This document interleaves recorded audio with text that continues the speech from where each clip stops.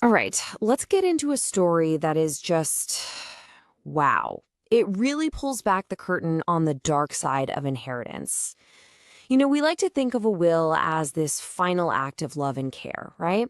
A way to look after your family when you're gone. But what happens when it becomes a declaration of war? This is a raw, first-hand account of how a family's fortune wasn't a gift, but a weapon. A weapon that pitted sister against sister in a nasty public courtroom battle. It is an absolutely shocking story of betrayal for sure, but it's also a story of incredible, almost unbelievable foresight. A plan that was put into motion from beyond the grave, all to make sure that in the end, true justice would be served. Just try to put yourself in that situation for a second. Can you even imagine it? You're in a courtroom, one of those cold, intimidating, formal places, and your own sister, your own flesh and blood, stands up in front of a judge and strangers and says you are unfit to inherit anything.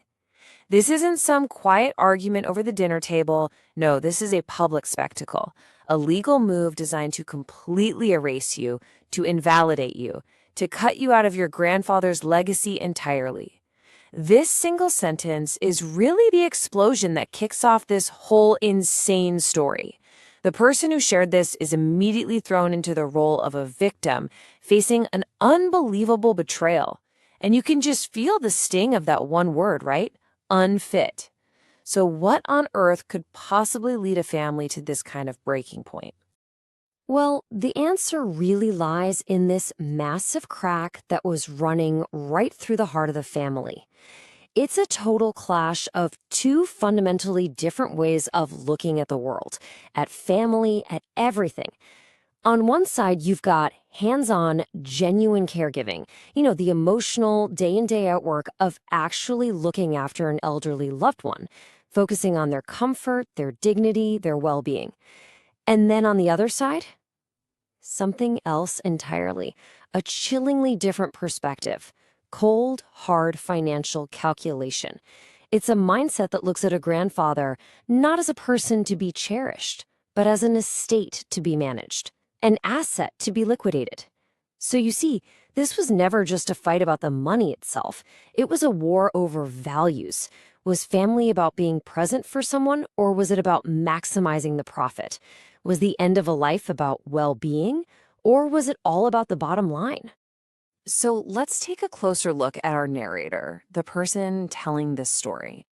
After her grandfather had a bad fall, she did what so many of us would hope a family member would do. She moved in with him. She basically put her entire life on pause to give him constant direct care. We're talking managing his medications, making his meals, and just being there for him. It was a clear act of love. But to the rest of her family, this selfless gesture was seen through a completely different and frankly warped lens. They slapped a label on her, uncooperative. Now why? Why would they call her that? Because her focus on his actual daily well-being was getting in the way of their financial strategy. Her care was an obstacle to their spreadsheets and their calculations. In their twisted view, by prioritizing her grandpa's comfort, she was failing to cooperate with their grand plans for his assets. Now, let's flip the coin and look at the other side of the table.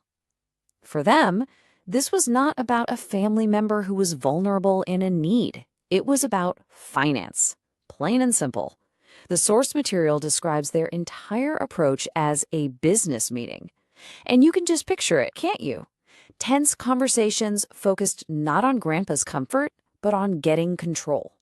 Not on his happiness, but on legal timelines and getting power of attorney.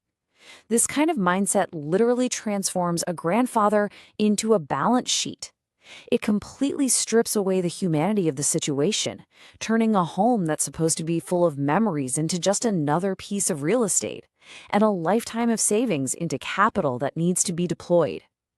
This creates this deep, emotional Grand Canyon between the caregiver and the rest of the family, and it was setting the stage for a confrontation that was absolutely inevitable. So, with two views of the world that are so completely opposite, A collision was always going to happen. But this tense, ugly disagreement didn't stay behind closed doors. Oh no, it escalated into a full-blown legal assault. The conflict moved from the living room straight into probate court. That's the legal system that handles wills and estates. And let me tell you, this is the point of no return. The second you file formal motions with a court, all those accusations, all that nastiness, it becomes public record for anyone to see. And this wasn't just some legal quibble over a clause in a document. It was a vicious, deeply personal attack that was built on a foundation of complete lies, all designed with one single ruthless purpose: to destroy the narrator's character and obliterate her credibility. Okay, let's just break down the sheer, bald-faced aggression of this legal strategy. The sister files for an emergency appointment. Now, that sounds dramatic, right? That's because it is. This is a scorched earth tactic. It's the nuclear option in probate court. It's a way of screaming to the judge that there is a 5-alarm fire happening right now, and that the court has to intervene immediately to prevent some horrible, irreversible harm. And what was the goal of this supposed emergency action? To seize every single one of the grandfather's assets and take total financial control. But the grounds for this drastic move, this is the part that is just shocking.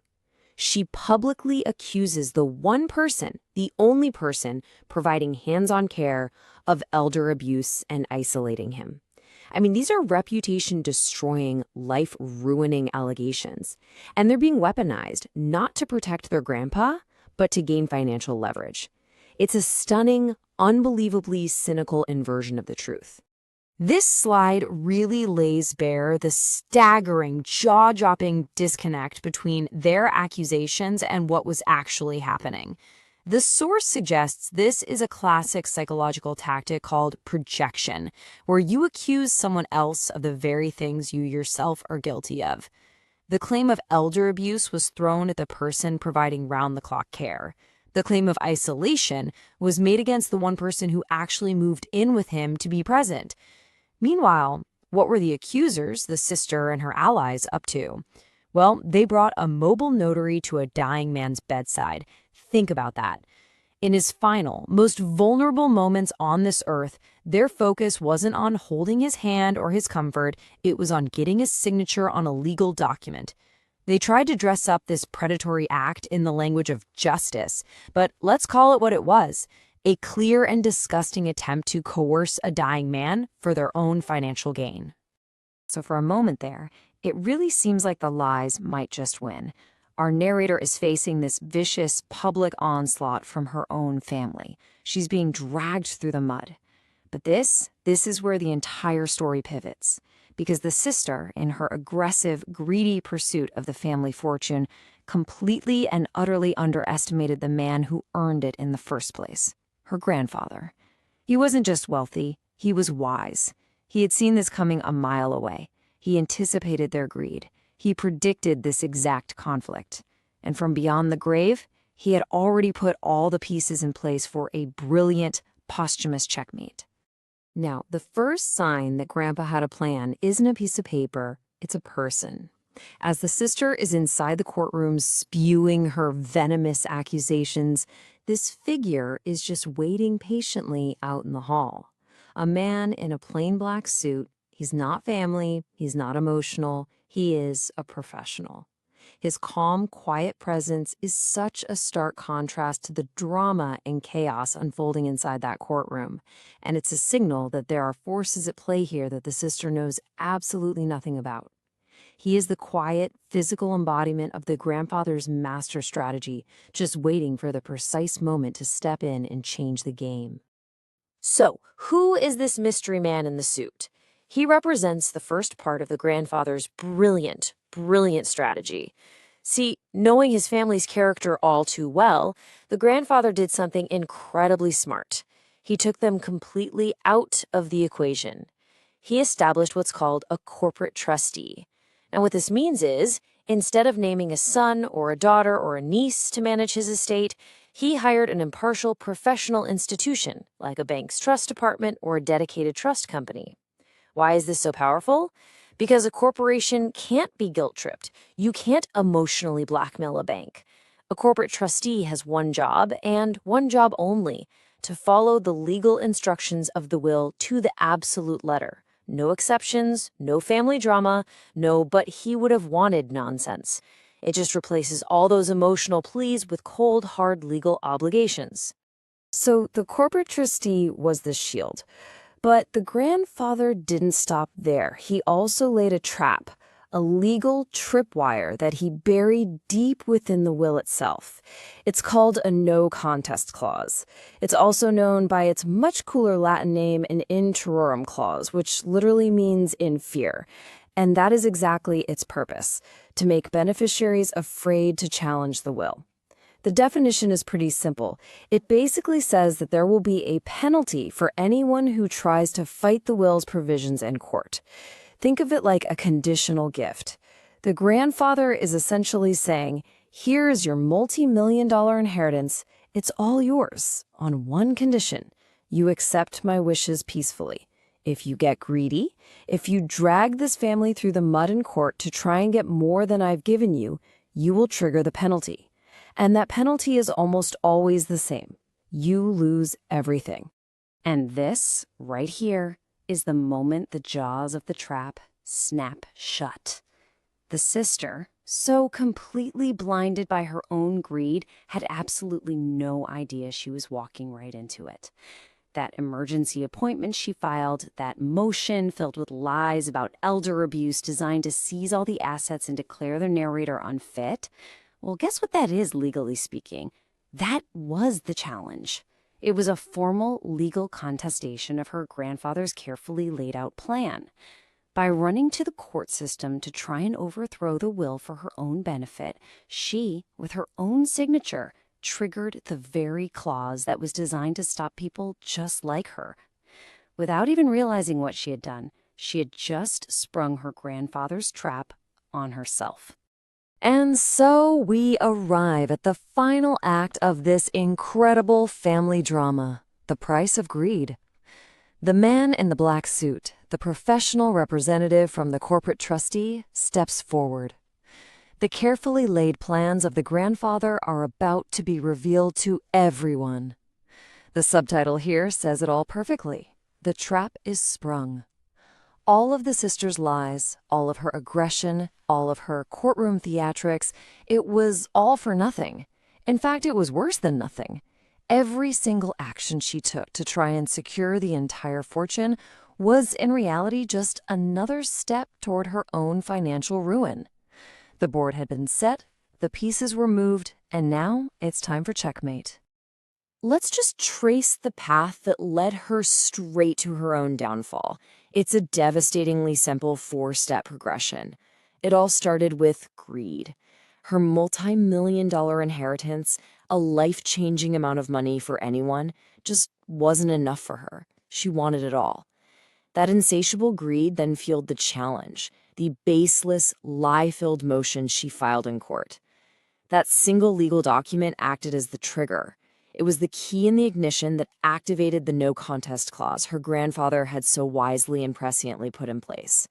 And the inevitable final step in this process? Forfeiture. By trying to take everything, she guaranteed she would be left with absolutely nothing. So picture the scene. The man from the trust company, the man in the black suit, steps forward. He calmly explains the no contest clause to the judge. And then, as evidence that the clause was triggered, he presents the sister's own legal filing. Her own words are the proof. The logic is just inescapable. Her motion is the smoking gun. The judge reviews the documents. There's no argument. And the sister, who just moments before had been so confident, so aggressive, now has to face the direct consequence of her actions.